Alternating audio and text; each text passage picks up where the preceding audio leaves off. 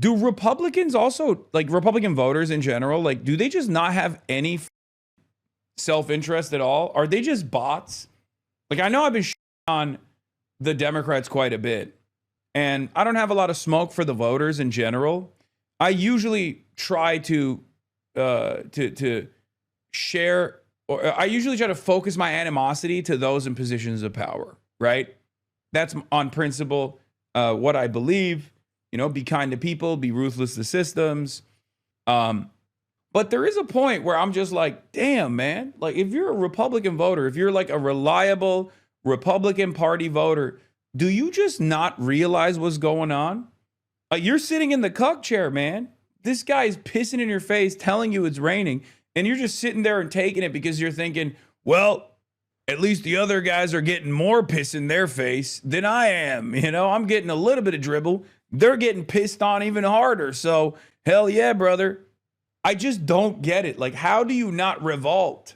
It kind of feels like the liberal base has more smoke for the institutional Democratic Party than the MAGA base has for what the Republican Party has become. I guess because Trump is supposed to be like the logical conclusion of the Tea Party movement. So they think this is their populist moment. But if the populist moment comes and all you are experiencing as a Republican voter, as a MAGA supporter, as a Trump loyalist is no answers for affordability and a billionaire that is so decadent that his behavior would look silly if you read it in a book or if you saw it in a movie, like gold-plated, gaudy-ass White House refurbs and revamps while his own base of support is starving. And you just don't even turn around and go, man, maybe I made the wrong decision here. Like, there's not a single moment where you just go, yeah, I think this guy sucks. Promises made, promises not kept. What are we doing? What are we doing? It makes no damn sense. That's the thing. If they admit they were wrong, then the libs were right. This is historic levels of in your face abundance for the super wealthy and starvation for the super poor. Okay? This is untenable. At least throughout history, this has been unsustainable, famously. Okay? This has led to some relatively violent moments of instability. Okay? Make fun of this tactic all you want, but it's literally worked for him for the last 10 years. You, I win, you lose, you're gay is actually a really good strategy when everyone is stupid and cruel. Yeah, Trump officials say that there's no affordability crisis. They're trying to do the vibe session. There are still people, and maybe they do it because they get paid to, so maybe it's moot, that approach the Trump machine with their mindset of like, okay, here's how we get them. And you get them, and he says you didn't get me. In fact, you lose, and it works every time. And he is stuck for decades. This is a new behavior of Trump, and that's the kicker. Yeah, I mean, look, this is why part of my argument revolves around criticizing the Democrats, because if they were a serious party, if they were a competent opposition party, right, then they could at least like take advantage of this weakness. They could take advantage of this lack of interest in like solving some of these crises that Donald Trump won on, right? Affordability being the key one. But they're just not remotely invested in having a clear-cut vision for a better future and how they are going to do right by the voters, and or even like showing how Donald Trump has actually lied, right? And that to me is so strange. It just doesn't make any sense. Also, what is happening here? Uh-oh. Hello? Am I still live? Can you guys still see me? I'm losing my my Chatterino is getting busted. It's like disconnecting and reconnecting. Uh-oh. Are frames dropping? What the heliante? You're good, we see you? Okay, it's just Chatterino then, huh? No F's on our side. Okay. All right, we're back. I mean, Chatterino's back. I don't know what happened. There was like a brief, he got busted for a second. Amored with looking good. Okay. I don't know if you noticed, but the light behind you is effing. Yes, it's a it's an issue I am aware of, but I can't fix it for now. So, like, I don't know how much it will carry you to simply repeat over and over again the notion that, things are not so great for me. I can't afford basic needs. Rent is constantly increasing and shit is getting real bad. But at least there's a libtard out there that's getting owned. Like, I don't know how much that can carry you. How far will that carry you? Sounds good to me, Law. Like, that level of, I don't know how you can have that level of spite for your fellow Americans. That mentality is ridiculous. Yeah, but it's a driving factor. It is at the heart of Trump's consistent and reliable base of support. Oh, at least like trans people are no longer able to compete in athletic endeavors. Oh, at least like undocumented migrants are being ripped away from their families, right? Like, oh, there's a unlimited cruelty to people that I've been told are my real enemies. So it's fine. Somewhere out there is a lib getting owned. I mean, is it worth it? Is that level of animosity and anger for those who have literally the same exact interests as you, your neighbors that go through the same financial struggles, the same financial hardships? Is it worth it to just brand them as the enemy, as a guy like this is just robbing you blind and laughing about it behind closed doors and sometimes on camera? This is what I asked the Republicans who were just like, I want to understand, if you are pro MAGA at this point and you're a regular ass dude, you're not like a millionaire, you're not a billionaire, right? And you're not like some Christian nationalist who believes falsely that Trump is going to bring about a positive change for you by implementing some kind of Christian Sharia, because that's not going to help you in the long run anyway. But like, at least in the interim, you have falsely believed that he's going to do that, and that's a good thing, right? But if you're none of those guys, if you're just like a regular, mechanic, and you're having a hard time, you have welfare, right? To a certain degree, you got some needs that are not being met. You have a hard time paying rent. You're terrified of having to go to the doctor because you're going to be saddled with medical debt, right? And you're just kind of floating around, looking at TikTok clips, on the Libs compilations and whatnot, and you voted for Donald Trump because you thought he had an affirmative vision, right? He had a vision for changing this country in a direction that you thought was going to be good. You were led to believe that if all of the, you're also Hispanic, let's say you're a Hispanic male, but all the other Hispanic men, the bad ones, will get deported, right? And you start seeing that happen, and it doesn't fix your financial predicament, right? You hate trans people. Let's say you think they're weird, you think they're gross, you think they're strange, you think they're like faking being trans, and that's in order to like win the middle school swim meet or something, or the high school swim meet, which is like an insane thing. But let's say you were led to believe that, right? And then Trump comes out and he's like, I've banned trans athletes, right? I've banned them from the NCAA. And you're like, hell yeah, sir. Thank God you did that. But your financial situation didn't change. As a matter of fact, it got worse. What do you do in that situation, right? What do you do? Like, I want to understand the mentality.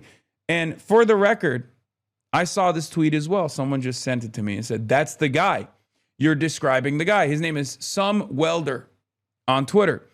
Irreverent sage, business owner, aviator, and dog stand. Not on your team. Patrick Henry was right. CV Passam Parabellum. Okay? And he goes, my health insurance just went up another $500 a month for the missus and me.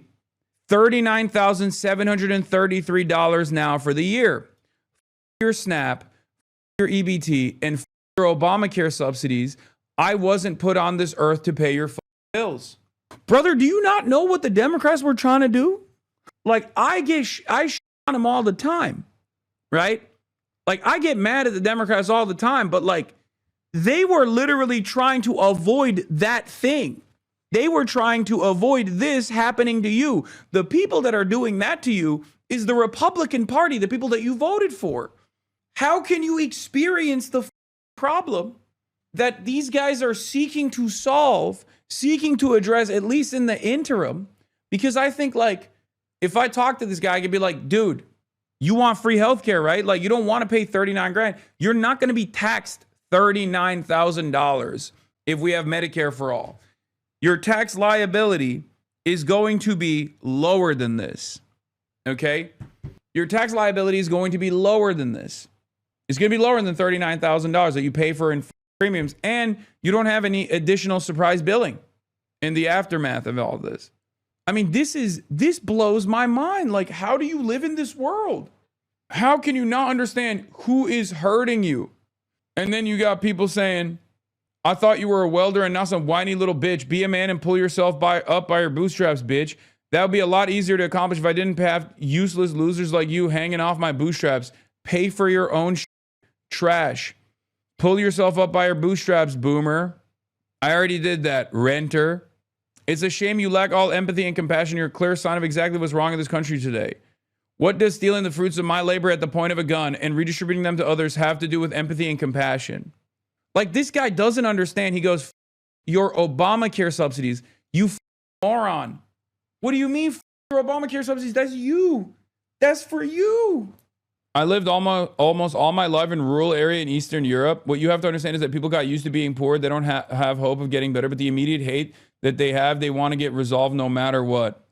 Your healthcare is going up because your subsidies are going away, you idiot. I don't get subsidies and I never have. R word. You have to force these guys to have nice things. I'm with you. Don't tell these assholes what you're legislating. Just implement it against their will. At a certain point, you do have to move beyond it. You know? At a certain point, you do have to move beyond the notion that, like, that guy's opinion matters. It doesn't, okay? He's going to sit there and suck it up, okay?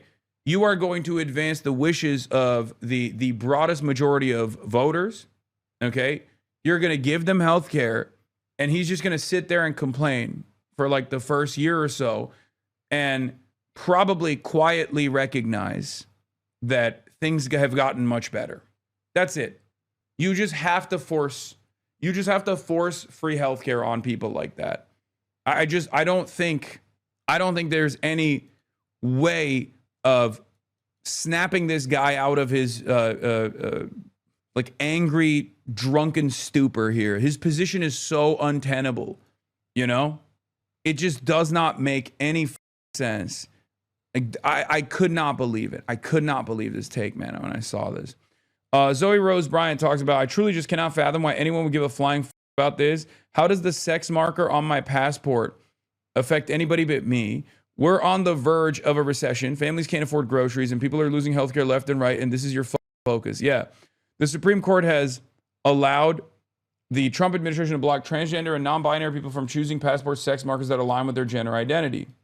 Who is this for? Like, at a certain point, you have to recognize. At a certain point, you have to recognize that your shit is not all right. It's not good. It's not good at all. And it's getting worse.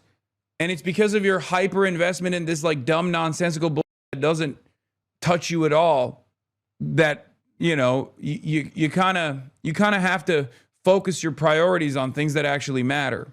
Yeah, there's also this. The U.S. Trump administration is reportedly working on 15-year car loans. U.S. President Donald Trump also posted yesterday regarding allowing 50-year mortgages, which is unironically the whole you will own nothing and be happy. Like, this man is the World Economic Forum guy. It turns out, as a neoliberal shill himself, it turns out the billionaire guy has the exact same opinions as the other billionaire guys. Like, how is this any different than the are you ready for the new world order style attitude that these people used to hate? This is it, right? I mean, this is the you will eat the bugs, you will own nothing, and you will be happy. This is it. But, you know, like, people think, people are so heavily propagandized against that they just unironically think like everyone else is having a much tougher go at it. And that they're, in America, they're in the wealthiest nation on the planet. Like they're doing fantastic. It's the greatest nation on the planet. And it's like, and then you see shit like this, 70% of China's millennials are homeowners. How does that not piss you off? That's from 2017. I think the fact that these people exist makes perfect sense, to be honest. Trump has given his base just enough fuel with his relentless anti-immigrant agenda, combined with the culture war he's implementing. There's a reason why Trump won with deport everyone. They're eating the cats and dogs, and I literally don't have a plan for healthcare. It's the culture war. No, I know. And it is imperative upon the left position party in this country, the opposition party in this country, to actively move people's attention back to the material, right? To actually center the working class, to be unafraid to call things out like this. And you never actually hear that. You never actually hear that from the Democrats, unfortunately. At most, they will offer a little bit of lip service to like incremental gains. And that's the reason why they keep losing. It's like, how do we still let these animals win any power in this country, man? In PPP terms, China just surpassed the US years ago. In nominal terms, its GDP is around 80% of the US, but growing faster. More importantly, China leads the world in EVs, solar, shipbuilding, drones, AI hardware, steel, highways, railways, consumer electronics, dams, nuclear power, and increasingly semiconductors, the foundational physical technologies that actually make societies better. China's mastery of physical infrastructure means that cooperation and integration with the Chinese supply chain is the most practical path towards development for most countries. It's a no-brainer. Yeah. Democratic cowardice is a big part of the party's brand problem, by the way. A YouGov poll from February found most voters see Republicans as bold and aggressive, while Dems are perceived as sluggish, timid, and cowardly. People don't believe the Dems will fight for them. And why should they? Why should they? Why should they? They're right. For every Summer Lee, Congresswoman that I interviewed in the Capitol before coming to China, there are 10 Chuck Schumers, old, decrepit, far too comfortable in their seat of power, far too invested in a world that doesn't exist anymore, a political game that has never really existed. They are just as delusional, if not more delusional, about the material realities, in spite of their, liberal safeguarding status, as the anarchist who believes that there will be a revolution tomorrow, as the Marxist-Leninist vanguardist who believes that there is no necessity to propagandize to the working class, there's no necessity to bring up class consciousness in this country, and that we could foment socialist revolution tomorrow if it wasn't for the Democratic Party actively stopping it. Okay? That's it. They are just as oblivious to the needs of the working class or where they're at as the left comms out there.